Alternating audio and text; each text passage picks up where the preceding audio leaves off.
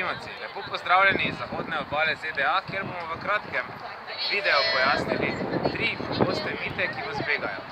Prvo vprašanje je, kaj izbrati, ko gre za tako imenovano kardio vadbo. Ali je boljša aerobna vzdržljivost ali je boljši visokointenzivn, tako imenovani HIIT trening. Resnica je, da imata oba prednosti in slabosti.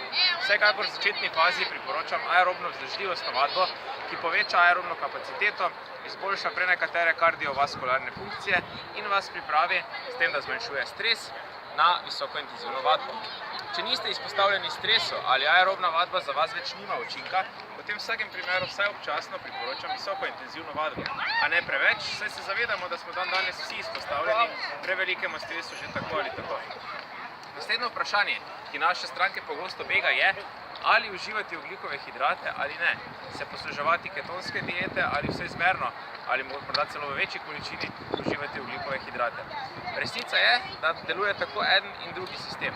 Tisti, ki ste pristaši ketonske diete, ste seveda lahko adaptirani, ogljikove hidratov za delovanje oziroma športanje sploh ne potrebujete. Vsem tistim rekreativnim športnikom ali profesionalnim, bodisi polprofesionalnim, pa priporočam vsaj nekoliko dnevno omejen vnos ogljikovih hidratov. Oziroma povedano drugače, ogljikove hidrate si je potrebno zaslužiti.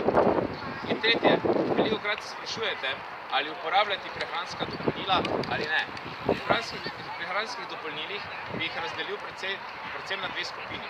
Nekatere tiste, ki nadomeščajo nekoč zastopane snovi v prehrani, a danes v vedno manjši količini zaradi industrijske vzreje oziroma predelave hrane. To so recimo dodatki kot multivitaminski kompleksi, omega-3 maščobne kisline in še kaj podobnega. Naprimer tudi vitamin C je lahko zelo koristen v prehodnih obdobjih in ravno v takšnem vremenu, kot je danes tukaj v San Francisco.